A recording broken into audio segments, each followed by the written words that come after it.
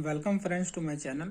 Friends, जैसे कि मैंने आप लोगों को बोला था कल के वीडियो में कि आप लोग अपना क्वेश्चन पूछिए क्रेडिट ऑफिसर और पीजीडीबीएफ से रिलेटेड, और जो भी आपके क्वेश्चन होंगे उसका मैं आप लोग को जवाब दूंगा। तो आप लोग ने बहुत सारे क्वेश्चन पूछे हैं और ज़्यादातर क्वेश्चन रिपीटेड है, तो मैं अभी उसको क्लियर कर देता हूँ। और आपके जो भी और एक्स्ट्रा क्वेश्चन होंगे वो आप इस वीडियो के नीचे कमेंट सेक्शन में पूछ सकते हैं।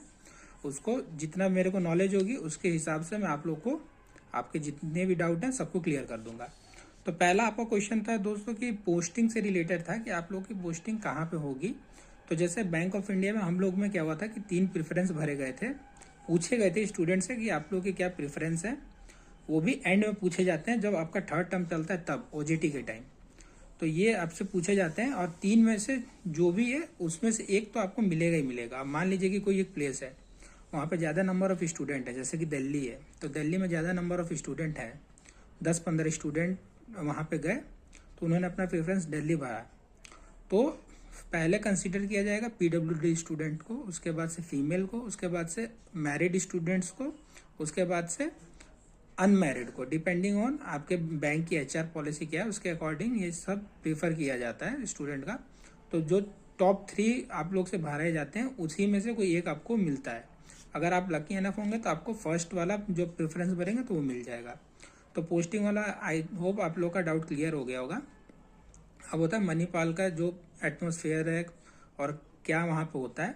तो आप लोग का पहला क्वेश्चन था कि रूम कैसे होते हैं। तो एक रूम होता है, एक रूम में 2 कैंडिडेट्स अलॉट किए जाते हैं एक रूम में। और ये जरूरी नहीं है कि सेम स्टेट के होंगे, अलग अलग स्टेट के स्टूडेंट को अलॉट किया जाता है। जैसे कि एक यूपी का है तो कोई बिहार का होगा, बिहार का नहीं होगा तो कोई साउथ इंडियन होगा, महाराष्ट्रियन होगा। तो ऐसे होता है, सेम सेम नहीं होता है ज़्यादातर। और आप लोग के जैसे कि आप लोग का 1000 स्टूडेंट का बैच है, तो होप हो सकता है कि ज़्यादा नंबर ऑफ कैंडिडेट एक ही स्टेट से जाएं तो कंबाइन हो सकता है।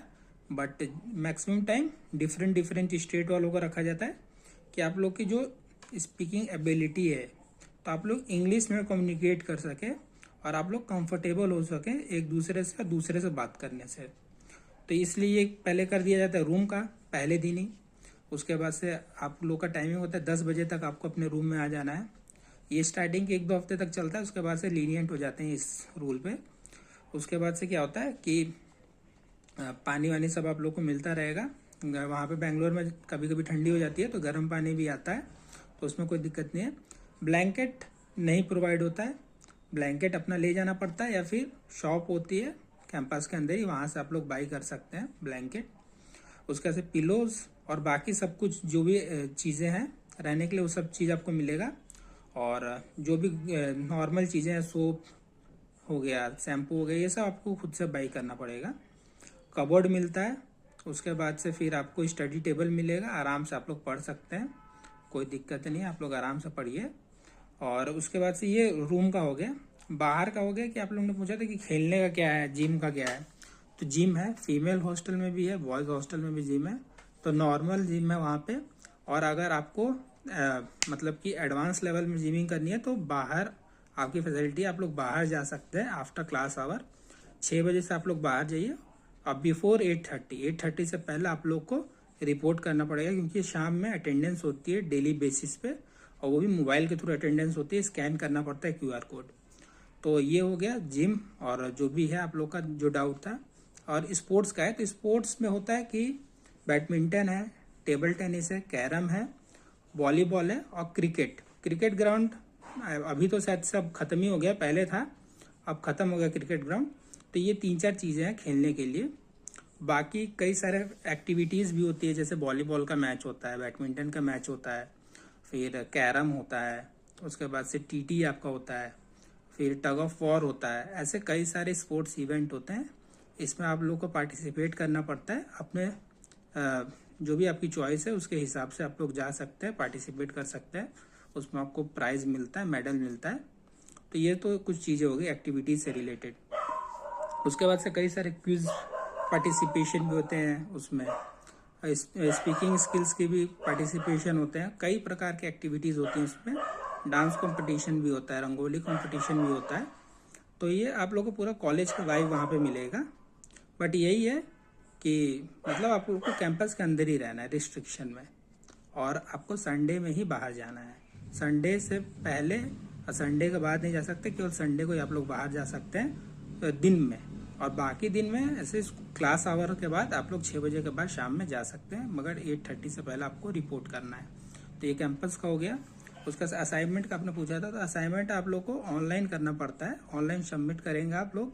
और कुछ जो फैकल्टीज होते हैं वो क्या कहते हैं कि हम लोग आप लोग का असाइनमेंट क्लास में चेक करेंगे, तो आप लोग को रिटर्न में ले जाना पड़ता है। और ज़्यादातर लोग बोलते हैं कि ऑनलाइन ही वर्ड फॉर्म में ही सबमिट कर दो, तो कॉपी पेस्ट होकर सबमिट हो जाता है, उसमें कोई दिक्कत नहीं रहती है। एक आदमी कर लेता है तो बाकी सब लोग कॉपी पेस्ट कर लेते हैं। तो उसके बाद से फिर क्या हो गया आपका, दूसरा था, हाँ, DBF का आप लोग पूछ रहे थे कि DBF मैंडेटरी है। तो हाँ, ये मैंने ही पढ़ा, आप लोग के नोटिफिकेशन में DBF मैंडेटरी है।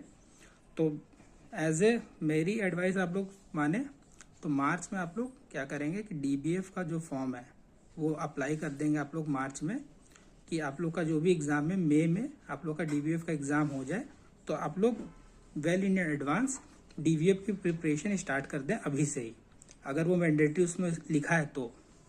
क्योंकि DBF तो कोई भी भर सकता है, आप लोग भी भर सकते हैं DBF, तो आप लोग भर दीजिए। एज ए नॉन मेंबर आप लोग भरेंगे DBF, और DBF का एग्ज़ाम दीजिए आप लोग मई में। और DBF का पैटर्न वैटर्न जो भी होगा, डाउट होगा तो वो मेरे से पूछ लीजिएगा, मैं आप लोगों को सजेस्ट कर दूंगा कि कहाँ से DBF पढ़ना है, कैसे पढ़ना है। और ये DBF ज़्यादा मुश्किल होता नहीं है, वही जैब ही है DBF, तो वो ईजी होता है। उसके बाद से क्या है आप लोग का बेनिफिट, क्या है PGDBF का। तो बेनिफिट ये है आप लोग का कि आप लोग की जो जॉब प्रोफाइल है क्रेडिट ऑफिसर की, ये आप लोग नॉर्मल वे में जाके नहीं कर सकते हैं। जैसे जो नॉर्मल PO होता है वो, सॉरी फ्रेंड्स, कॉल आ गया था मेरा किसी का। तो जो ये PGDBF का बेनिफिट्स था, तो PGDBF का बेनिफिट ये है कि जो आप लोगों की जॉब प्रोफाइल है, जैसे कि क्रेडिट ऑफिसर, तो हम लोग क्या करते हैं कि IBPS में रिक्रूट होते हैं, तो IBPS में नॉर्मल PO का GBO का हम लोग काम करते हैं। तो GBO का काम आप लोग ईजिली कर सकते हैं विदाउट ट्रेनिंग। बट जो क्रेडिट ऑफिसर का काम होता है उसमें क्या होता है कि आप लोग को, जैसे कि मान लीजिए कि कोई BSc का स्टूडेंट है, तो उसको कॉमर्स की कुछ नॉलेज नहीं है, वो बैलेंस शीट पढ़ ही नहीं सकता, कैसे cash flow, fund flow analysis कैसे करना है फाइनेंशियल्स का, उसको कोई आइडिया ही नहीं है। तो वो क्या होता है कि वहाँ पे आप लोग अगर डायरेक्ट जाएंगे तो आप लोग से बहुत मिस्टेक हो सकती है, आप लोग एनालिसिस ही नहीं कर पाएंगे तो उसको लोन कैसे देंगे किसी भी बॉरोवर को।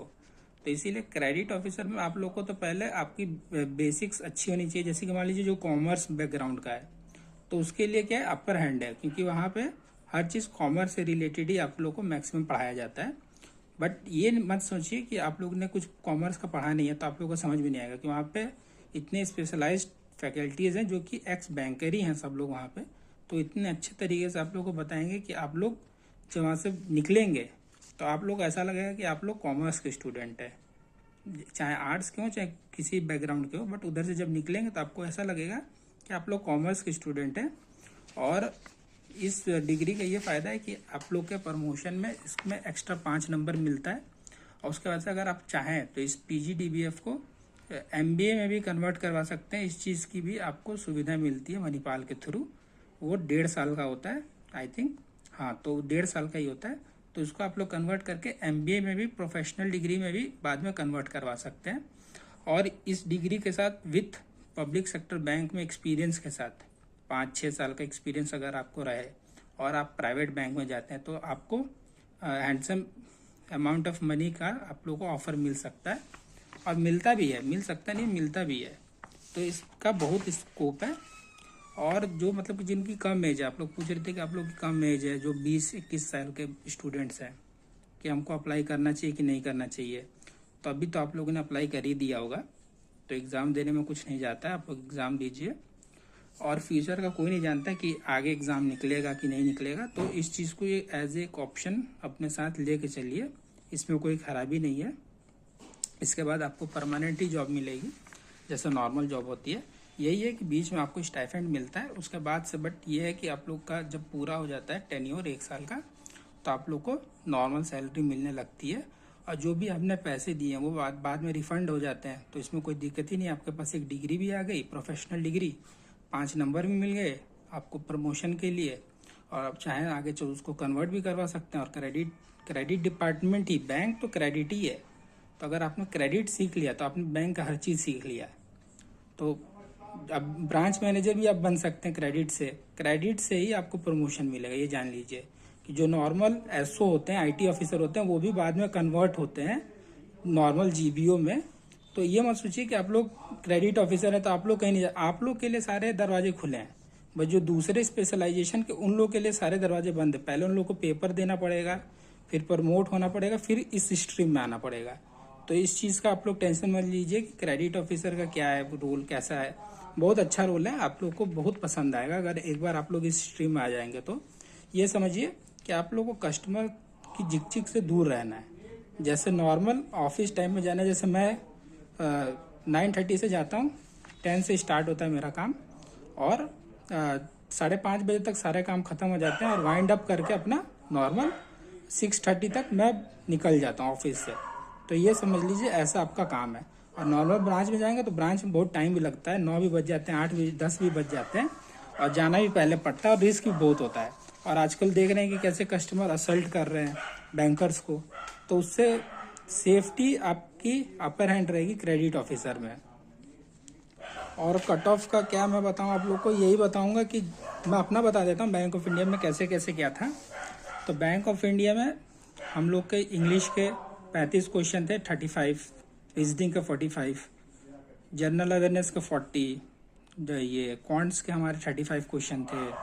फिर जो डिस्क्रिप्टिव थे वो जो लेटर और ऐसे होता वही, ओवरऑल 225 का हम लोग का पेपर हुआ था, जिसमें से हमारा जो इंटरव्यू और जीडी के लिए जो कट ऑफ बनी थी, जर्नल की 97.33 बनी थी आउट ऑफ 225। इंटरव्यू और जीडी की मैं बात कर रहा हूँ, स्टूडेंट को जिनको बुलाया गया था। उसका ईडब्ल्यूएस की 89.60, ओबीसी की 91.90, एससी की 79.61 और एसटी की 62.10। तो ये जीडी और इंटरव्यू के लिए ऐसे बुलाया गया था जब हमारी वैकेंसी केवल 350 थी और हमारा पेपर हुआ था 225 पे और हम में नेगेटिव भी था। और आप लोग का जो पैटर्न है वो आप लोगों ने पढ़ाई होगा, 30-30-30 करके है टोटल, और टोटल 150 का पेपर है और नेगेटिव आई थिंक आप लोग में नहीं है। तो आप लोग ये मान के चलिए कि आप लोग की कट ऑफ और आप लोग की वैकेंसी भी ज़्यादा है, 1000 वैकेंसी भी है, तो आप लोग की जो कट ऑफ बनेगी अप्रोक्सीमेटली इतनी ही बनेगी या फिर इससे थोड़ी कम बनेगी। इतनी क्या बनेगी, आई थिंक 62, 64, 65।